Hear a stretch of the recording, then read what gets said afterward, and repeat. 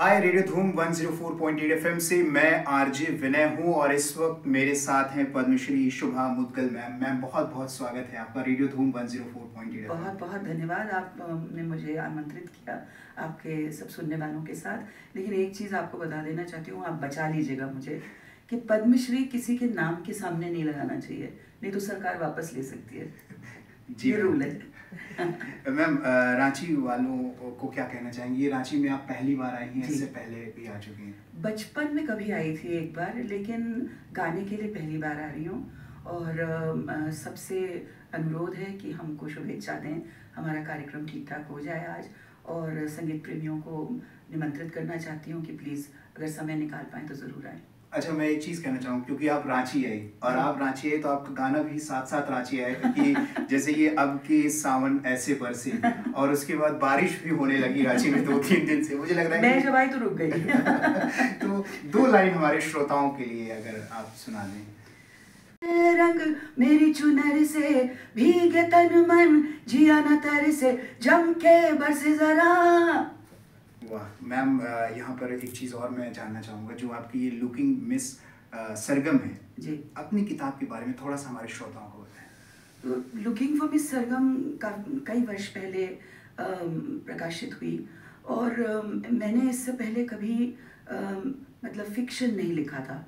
मैं संगीत विषय, ऐसे बहुत सारे विषय हैं जो संगीत से जुड़े हुए हैं, जिनके बारे में मैं दोनों अंग्रेज़ी हिंदी में अलग अलग पत्रिकाओं में लिखती रहती थी, लेकिन मैंने कभी फिक्शन लिखने की चेष्टा नहीं की थी। और ऐसा इत्तेफाक हुआ कि मैं और मेरे पति अनीश प्रधान, हमने एक म्यूज़िक थिएटर में हमने एक प्रस्ताव डाला था कि हम ऐसा एक म्यूज़िक थिएटर डेवलप करें जिसमें संगीत संबंधित जो कहानियाँ हमने पढ़ी हैं वो लोगों तक पहुंचाई जाएं। और वो स्टोरीज इन अ सॉन्ग करके मशहूर जो थिएटर डायरेक्टर हैं सुनील शानबाग जी, उन्होंने हमारे लिए तैयार किया था और उसका संगीत हमने दिया था। और वो लोगों को बहुत पसंद आया। तो मैंने सोचा कि क्या ये हो सकता है कि स्टोरीज इन अ सॉन्ग में जो अभिनेता अभिनेत्री थे, उन्होंने हमारे साथ वर्कशॉप करके संगीत तैयार किया। उनको हमने ठुमरी, कजरी इत्यादि सिखाई। लेकिन क्या ये हो सकता है कि हम अगले जो इसका नेक्स्ट स्टेप हो, स्टोरीज इन अ सॉन्ग 2, उसमें कलाकारों को भी जोड़ें, वो अभिनय का अनुभव लें और अपने जो गायन की उनकी जो जिसमें वो विशेषज्ञ हैं वो भी सुनाएं अच्छी तरह और थोड़ा सा अभिनय भी सीखें। उस सिलसिले में मैंने एक कहानी लिखी और सुनील ने कहा नहीं, ये नहीं चलेगी थिएटर में, ये नहीं चल पाएगा। तो मैंने सोचा अब सुनील इस काम में माहिर है, मुझे क्या पता कि थिएटर में क्या चलेगा नहीं चलेगा। मैंने उनका जो वर्डिक्ट था वो ले लिया। लेकिन कुछ दिन बाद अनीश, एक प्रकाशक, एक लिटरेरी एजेंट से बात कर रहे थे, कनिष्का गुप्ता। तो उनसे अनीश की किताब की बात चल रही थी और मैंने पूछा कि मैं इनको एक कहानी अपनी दिखाऊं क्या। कनिष्का को दिखाई तो वो कहने लगी और कहाँ हैं, और कहानियाँ दिखाइए मुझे। तो मैंने कहा मैंने तो लिखी ही नहीं है। तो उन्होंने कहा लिखिए आप। और उस तरह से लुकिंग फॉर मिस सरगम की शुरुआत हुई, जिसमें मैंने फिक्शन लिखा है लेकिन ऐसे वातावरण के बारे में लिखा है जो हमारे भारतीय संगीत के जो विविध गीत प्रकार हैं, जो जॉनर्स हैं, चाहे वो शास्त्रीय संगीत हो चाहे पॉपुलर म्यूज़िक हो, उसमें मंच पर और मंच के परे क्या क्या होता रहता है, जो एक तरह से मुझे इन चीज़ों का कई दशकों का अनुभव है, उनके बारे में कुछ जानकारी मैंने इन कहानियों द्वारा साझा की है पाठकों के साथ। मैम आप डॉग लवर हैं और बचपन की कई कहानियाँ भी मैंने सुनी है, तो मैं चाहूँगा कि यहाँ पर भी आप अपनी वो एक कहानी जो आपकी है वो डॉग लवर वाली वो ज़रूर आप महादेवी वर्मा जी वाली बात करें। तो बचपन से मुझे, बल्कि मेरा जो बचपन में मैंने सोचा था, जब भी मुझे कोई पूछता था कि तुम क्या बनोगी बड़ी होकर, तो मैं कहती थी वेट, तो जानवरों का डॉक्टर। तो बहुत ज़्यादा शौक था और मैं बिल्कुल सड़क से पकड़ पकड़ के बिल्ली कुत्ते सब ले आती थी घर पे। लेकिन उनमें से एक दुर्भाग्यवश नहीं रहा और घर में मैं और मेरी बहन, हमने रोना पीटना मचा दिया। तो सभी हमें फुसलाने की कोशिश कर रहे थे, सांत्वना देने की कोशिश कर रहे थे, लेकिन मेरी माता जी के परिवार का परिचय था, सुमित्रा नंदन पंत जी का बहुत अच्छा परिचय था और वो घर पे भी कई बार आते थे, बचपन से देखा था उन्होंने मुझे। तो उन्होंने देखा, वो घर आए, उन्होंने देखा कि बहुत मायूस बैठी हूँ मैं, पूछने लगे क्या हो गया। जब बताया गया कि ऐसा ऐसा हमारा पेट चला गया, तो बोले तू रो मत बेटा, मैं तेरे लिए दूसरा लाऊं, एक बहुत अच्छा लाऊंगा तेरे लिए। और कहने लगे कि महादेवी है ना, तो महादेवी वर्मा, जिनका नाम मतलब हम तो उनको पहले नाम से ऐसे बुला ही नहीं सकते थे, लेकिन उन्होंने कहा मैं उसको अच्छी तरह जानता हूँ, उसके घर पे है, मैं तेरे लिए वहाँ से ला दूँगा। और कुछ महीनों बाद वो आ गए और कहने लगे चल हम मिलते हैं उनसे। और माँ मैं रही होंगी कोई 3-4 साल की शायद, और मैक्सिमम 5 साल की। हम पहुँच गए महादेवी वर्मा जी के घर पे, और वहाँ वास्तव में उनके वहाँ जो एक उनकी पेट थी, उसके पपीज़ हुए थे। तो बस मैं तो उनको देखे जाऊँ और ये सोचूंगी कब इनमें से एक मेरे घर आएगा। लेकिन महादेवी जी से, उनसे अलग होने का वो जो दुख है वो नहीं सह पा रही थी वो। तो उन्होंने कहा कि हाँ मैं तुम्हें ज़रूर एक पपी दूंगी, लेकिन आज नहीं दूंगी। अब इस बात पे तो मैं फैल गई और रोना धोना, एकदम चिल्लाना शुरू, जाने को नहीं तैयार कि नहीं तो मैं तो लेके ही जाऊंगी इसको। अब माँ बहुत समझाएं कि ऐसे नहीं करते हैं, ये बदतमीजी है, लेकिन कहाँ मानने का सवाल, लेट गई ज़मीन पे। और उसके बाद माँ ने कहा कि चलो ये बहुत, तुम जानती हो कौन है, महादेवी वर्मा जी हैं, नमस्ते करो उनको, थैंक यू बोलो, चलो। नहीं करूँगी मैं उनको नमस्ते, वो बहुत ख़राब है, मुझे पपी नहीं दे। ऐसे इतना सब नाटक तमाशा करके घर पहुँची, खूब डांट पड़ी, सबसे बुरी तरह डांट पड़ी। लेकिन करीब कुछ महीनों बाद स्कूल से वापस आई तो देखा कि महादेवी जी बैठी हैं और बहुत सुंदर सा एक पपी बो लगा के, रिबन लगा के, उसके लिए खाने पीने की व्यवस्था करके, सब करके वो लेके आई हैं।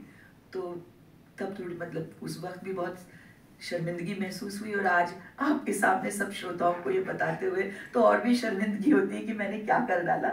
लेकिन ये सोचती हूँ कि शायद बचपन में क्षमा मिल जाती, आज अगर ऐसा कुछ होता तो बहुत भयानक होता। अच्छा मैम, क्योंकि ये भी एक इत्तेफाक है कि आप भी इलाहाबाद से हैं, मैं भी इलाहाबाद से हूँ, 2 इलाहाबादी यहाँ पर बैठे हुए हैं। हाँ। तो इलाहाबादी अंदाज में रांची वालों को क्या कहना चाहेंगे? अब यही कहेंगे कि बस आ जाइए हमारे इलाहाबाद, एक बार संगम पे आपको गाना सुनाएंगे। हाँ बिल्कुल।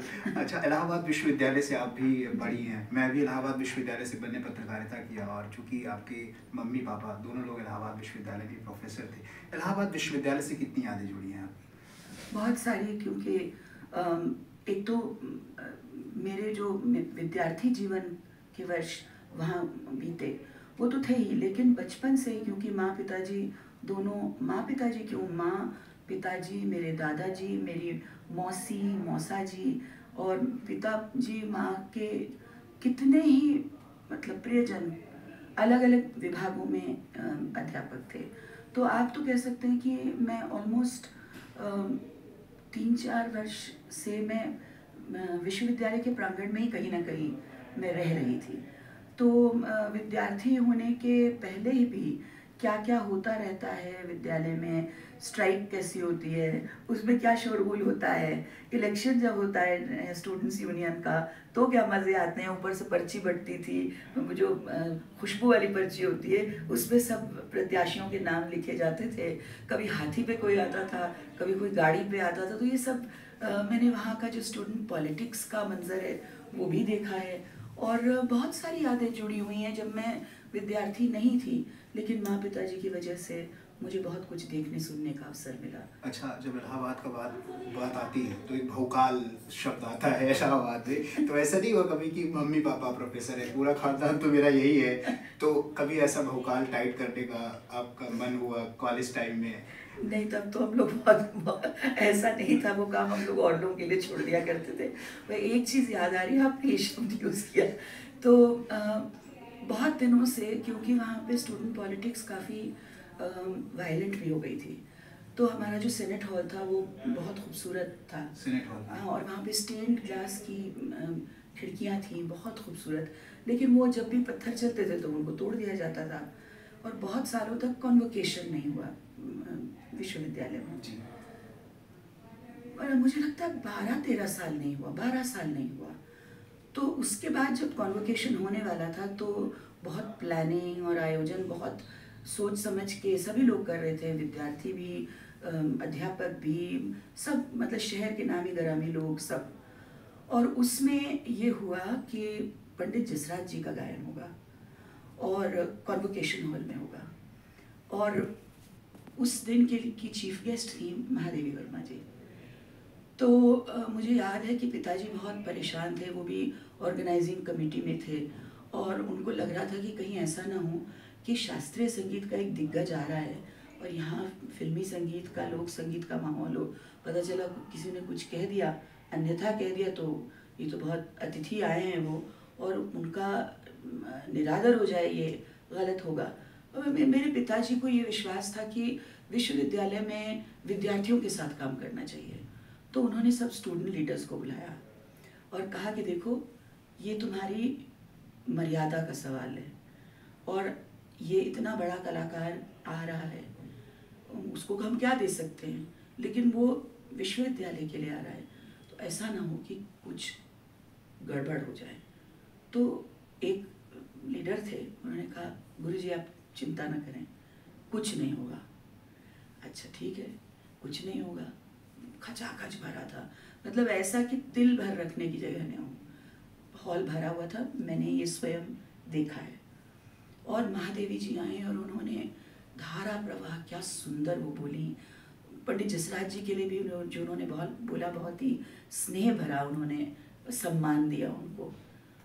और उसके बाद कार्यक्रम मतलब तानपुरे लग रहे थे और पहला आलाप शुरू होने वाला था कि मुर्गे की बांग सुनाई दी कहीं पीछे से, और वो एक मुर्गे की बांग आप जानते हो उतना काफी होता है, फिर तो बहुत जगह से बहुत कुछ होने लगता है। तो हमारे जो स्टूडेंट लीडर थे, जिनका नाम मैं नहीं बताऊंगी आपको, वो आए, समझ जाएगी वो आए सामने और उन्होंने कहा 1 मिनट, पिताजी से आके कहा 1 मिनट रुक सकते हैं, मुझे कुछ कहना है। वो बहुत अच्छा मतलब भाषण देने में इतने माहिर नहीं थे, बहुत कम बोलते थे, लेकिन माइक दिया गया उनको और उन्होंने ये कहा, देखिए ये विश्वविद्यालय की मर्यादा का सवाल है, इसको जो भंग करने का काम करेगा उसके साथ ड्रामेटिक पॉज, निर्मम व्यवहार होगा। और जैसे उन्होंने ये कहा, पता नहीं कहाँ से 2-3 लड़के आए जिन्होंने पहली बांग मारी थी, उनको ऐसे उठाया अपनी बाहों में और सीधे बाहर फेंका उनको। उसके बाद से ना कोई चिड़िया बोली, ना मुर्गा बोला, ना कुछ बोला। कार्यक्रम 1.5-2 घंटे भले भले चला। अच्छा, इस पर हासिल फिल्म भी बनी है, आपने देखी होगी, तिग्मांशु धुलिया जो जी, हमारे इलाहाबाद से ही है, और इलाहाबाद से बहुत नामचीन लोग हैं, कमलेश पांडे जी हो गए, अमिताभ बच्चन, ममता कालिया जी हो गए, अभिजीत श्रीवास्तव जी, बड़ा नाम आता है। तो ऐसे में चूंकि इलाहाबाद से जब आप मुंबई गई, शुरुआत हुई, और मैंने ये भी सुना है कि आप इलाहाबाद आपको छोड़ना ही छोड़ना है अगर आगे जाना है, ये भी एक कहानी का हिस्सा है आपकी। जी, ये ज़रूर था कि माँ मेरी, उन्होंने बहुत सोच समझ के ये मुझे प्रस्ताव मेरे सामने रखा कि इलाहाबाद में तुम बचपन से रही हो, सब तुमको अपने घर का बच्चा ही समझते हैं, अपने घर के बच्चे को कोई कौन क्या समझ लेगा। ना तो कुछ ऐसे लोग हैं जो तुमसे इतना स्नेह करते हैं कि तुम बकवास भी गाओ तो कहेंगे वाह वाह बेटा, वाह वाह बेटा। दूसरे ऐसे हैं, वो कहेंगे अरे तो अपने घर की मुर्गी है, इसको क्या आता है। तो यदि तुमने खुद समझना है कि तुम ठीक सीख रही हो, गा रही हो, तो तुम्हें यहाँ से निकलना पड़ेगा। अब उस समय जो ऑप्शंस थे वो दिल्ली, मुंबई और कलकत्ता। अब दोनों, मुंबई और कलकत्ता में मैं मराठी भाषी नहीं हूँ, बंगला मेरे पिताजी माँ बहुत अच्छी बोलते लिखते थे, लेकिन मैं मतलब बोलचाल की समझ लेती हूँ बंगला, लेकिन अच्छी बोलती नहीं हूँ। तो ये हुआ कि शायद दिल्ली मेरे लिए ज़्यादा उपयुक्त होगा, तो पहले मैं दिल्ली गई, मुंबई तो बाद में गई हूँ, लेकिन पहले मैं दिल्ली आ गई।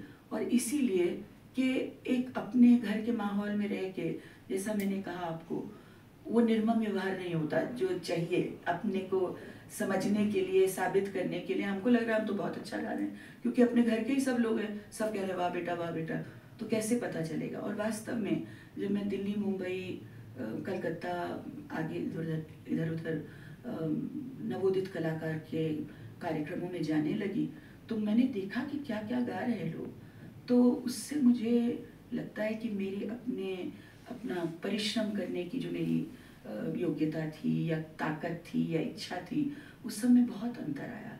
मैंने बहुत लोगों को सुना, उससे भी मैंने बहुत कुछ सीखा। तो अच्छा ही हुआ कि माँ इतनी पारदर्शी थी कि उन्होंने ये प्रस्ताव रखा मेरे सामने और कहा कि भाई तुम चलो, हटो, घर से निकलो। Thank you so much ma'am, हमसे इतनी सारी बातें करने के लिए। और हमारे रेडियो धूम 104.8 FM और रांची के लोगों को क्या कहना चाहेंगे? आप सबको सादर प्रणाम, और जो आने वाला वर्ष है उसकी बधाई, और हम सबको आप शुभेच्छा देते रहें। सुनते रहिए रेडियो धूम 104.8 FM, बोले तो टेंशन नहीं लेने का। प्रभातखबर.com, विश्वास वही, रफ्तार नहीं।